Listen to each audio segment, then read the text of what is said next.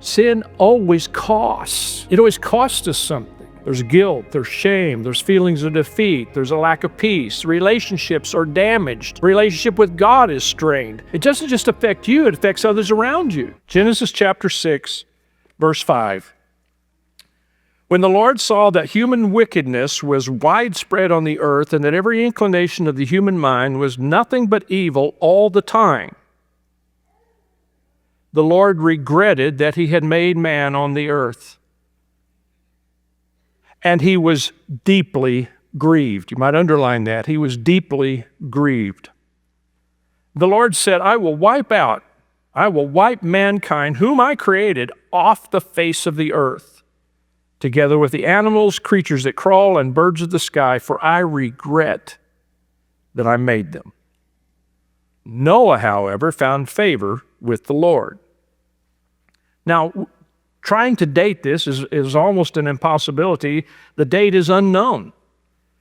There are some who would try to date this through the Old Testament genealogies, but it was not uncommon for the Hebrew mindset to skip generations in their genealogies. They don't, when you read through that and you come up with 5,000 or 6,000 years or 4,000 years, you've actually skipped generations. And so that's not a real accurate way. Now, I'm not an old earth person. It doesn't bother me if somebody claims the earth is millions of years old. Evolution has to have it millions of years old, even billions, if you will. I'm not an old earther. I think I lean toward a young earth, probably in the neighborhood of 6,000 to 10,000 years, maybe 20,000 years. I don't know. God could have created the earth old. We don't know what time, if there was, time really didn't exist at that point. Between verse 1 and 2, what happened? We don't know. Was there between the two? We don't know. So there's all kinds of possibilities on the age of the earth and the age of when this flood took place. Population is unknown because people lived long lives, 700, 800, 900 years old. There could have been millions of people on the earth. The cultural situation is known. The primary focus of the backstory of this is the culture is evil, violent, dangerous, wicked, sin, and sin. Every inclination of the human mind. That's a massive statement. Every inclination, every thought, every motive, every inclination, nothing but evil, all the time. The heart of God, we know that too. He's grieved. Man was created in the image of God, and the sin had gotten so much, it had distorted this image so bad that God decides, I'm just going to have to start over. I mean, this has gone way too far.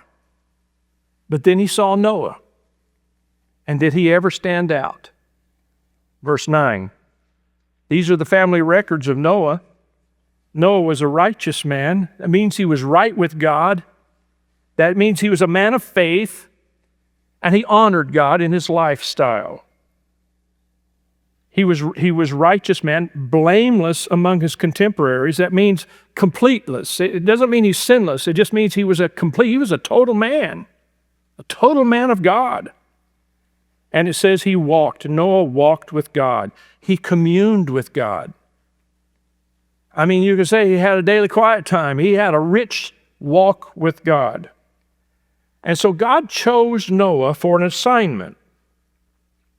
Now, wouldn't you like to have been a bug on the wall or maybe something up in a tree when God talked to Noah about this, just listening to what he's saying to him? Noah, I'm sick of people. Me too, God.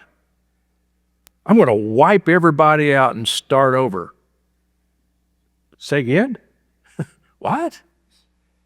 Noah, I want to start with you and your family. Me? How are you going to do that? Verse 14, Make yourself an ark of gopher wood and make rooms in the ark and cover it with pitch inside and out. Okay, God, one question. Yes, Noah? What's an ark? Well, it's a boat. Okay, a boat. Second question, what's gopher wood? Well, you got sons, you're going to need them, and you're going to see wood, they're going to have to go for it. You're going to say, go for the wood. That's gopher wood, right? Verse 15. This is how you're to make it. The ark will be 450 feet long, 75 feet wide, and 45 feet high. You're to make a roof, finishing the sides of the ark to within 18 inches of the roof. You're to put a door in the side of the ark and make it with lower, middle, and upper decks. God, that's a pretty big boat. It's going to take me a while to make, 120 years. That's what it's going to take to make it. Verse 17. Understand that I'm bringing a flood waters on the earth to destroy every creature under heaven with the breath of life in it. Everything on earth will perish, but I will establish my covenant with you, and you will enter the ark with your sons and your wife and your sons' wives. Well, thank you. Thank you, Father. But that's really more space than we need. I mean, Japheth's wife's got a lot of shoes, but come on. I mean, that's a big boat for us. I'm not done, Noah. I'm not done. Verse 19. You're to also bring into the ark 2 of all the living creatures, male and female, to keep them alive with you. 2 of everything, from the birds according to their kinds, from the livestock according to their kinds, from the animals that crawl on the ground according to their kinds. They will come to you so that you can keep them alive. Wow, God. I mean, that's a lot of animals. What about food? Verse 21, take with you every kind of food that is eaten, gathered as food for you and for them. Wow, God, seems like you're thinking of everything. I always do, he said. Verse 22, and Noah did this. He did everything that God had commanded him. Now let's talk a little bit, go backwards to talk a little bit about the size of the boat. It's to be 450 feet long, 75 feet wide, 45 feet high. Now, some disagree as to the actual numbers because they used cubits. And the cubit was actually the length from your elbow or the pit of your arm right here to the top of your longest finger, your middle finger here. That was a cubit. And some gauged it at this many inches, and some gauged it 17 inches, 18 inches, 19 inches. And so that's why there's a little bit of difference. The Ark Encounter in Kentucky, how many have been to that? Okay. They've got that at 19.8, I believe. The ark is 510 feet long, 85 feet wide, and 51 feet high. Do we have a picture of that? There it is. 1.5 football fields in length. NASA could lay 3 space shuttles nose to nose on the roof. And I think there's one more picture of it too. That's my wife as we're going to see it. If you've not seen that, I would really encourage you to go see that. It's another interesting thing about the ark. It's built like a box. Design is similar to massive super tankers that carry the oil. Why our gasoline is so high is the Strait of Hormuz is stopped up right now and the tankers can't get through there. Engineers have pinpointed that a ship to be stable in water would have to have a certain length to width type calculation ratio, 6.1 to 8.1. In other words, for every 6 feet to 8 feet in length, it has to be 1 foot in width. The ark was 6.1, 6 to 1. The numbers God gave Noah were spot on from an engineering perspective. God thinks of everything. Verse 19, you're also to bring into the ark 2 of all the living creatures, male and female, to keep them alive with you, 2 of everything, from the birds according to their kinds, from the livestock according to their kinds, from the animals that crawl on the ground according to their kinds. They will come to you so that you can keep them alive. Take with you every kind of food that is eaten, gathered as food for you and then for them. And Noah did this. He did everything that God had commanded him. So there's 2 of every kind of unclean animal, but 7 pairs of every kind of clean animal, okay?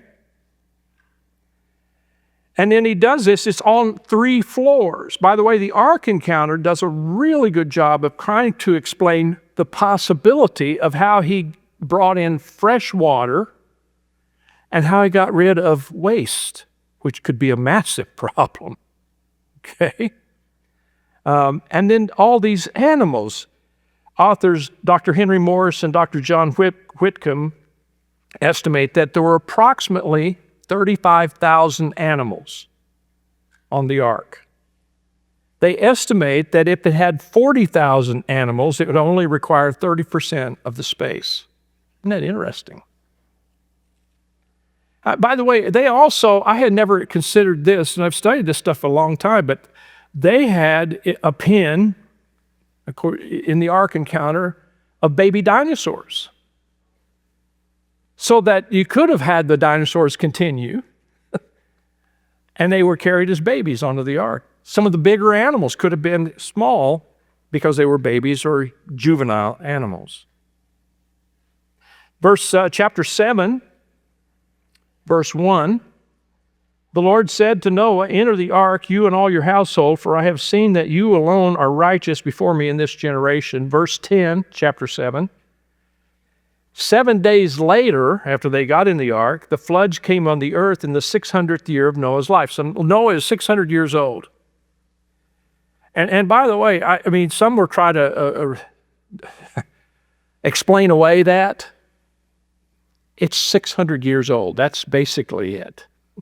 There's no explaining away other than that. Before the flood, people lived a long time. And they were energetic. They had long life. So in the 2nd month, on the 17th day of the month, on that day, the sources of the vast watery depths burst open.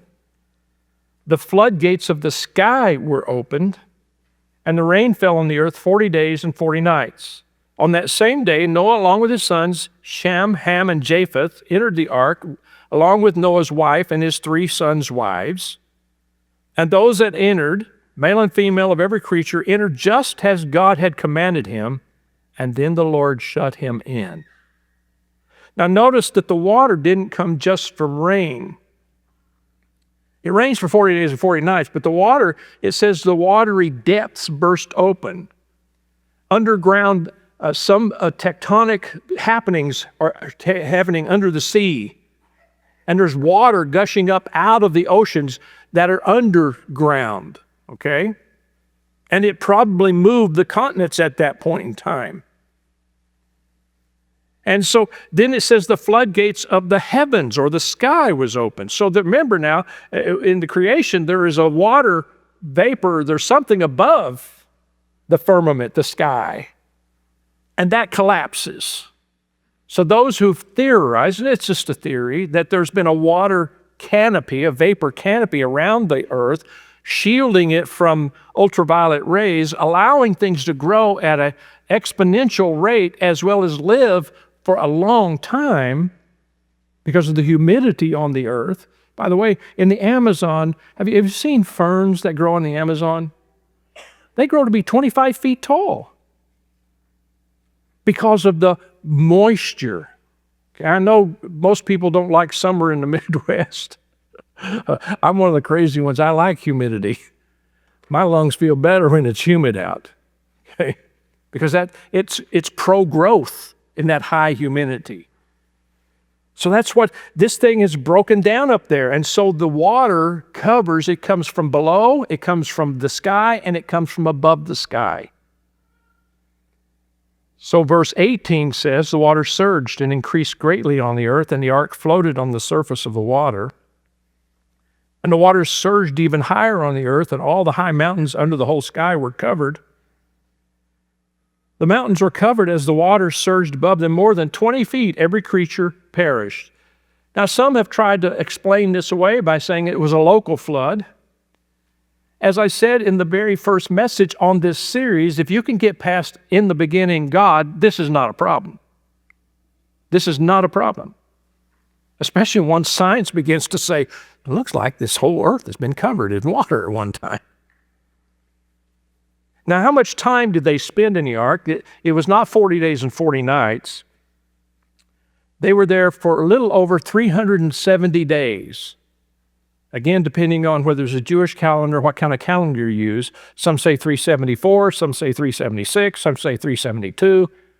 Somewhere a little over 370 days, a little over a year, they were on the ark. And in the end, the ark comes to rest on Mount Ararat, eastern Turkey. Still has not been discovered. I know you can Google it and you can do Facebook and you can find, we discovered it. It's not been discovered yet. No one's ever found it. And in the end, God blessed Noah and his family and made a promise, not just to them, but to the earth, never to destroy it again with water. Verse 13 of chapter 9. I have placed my bow in the clouds, and it will be a sign of the covenant between me and the earth. Whenever I form clouds over the earth and the bow appears in the clouds, I will remember my covenant between me and you and all living creatures. Water will never again become a flood to destroy every creature. It's a great story. It's a great story. It causes the mind to wonder, what did it look like? How was it being in the boat? What was it like floating? What happened? How did it happen to me? We see it, but to experience it.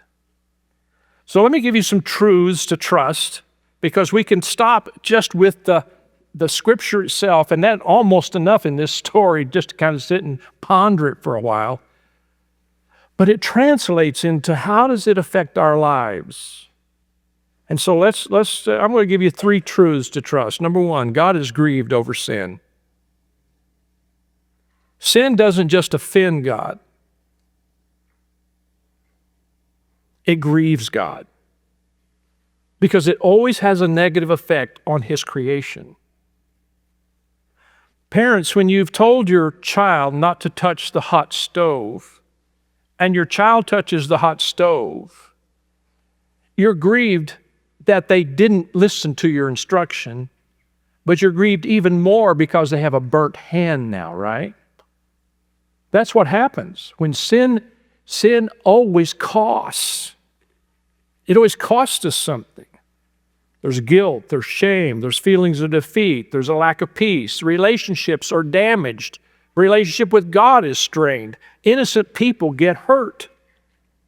It doesn't just affect you, it affects others around you. Sin creates a sense of independence. I can do what I want to do.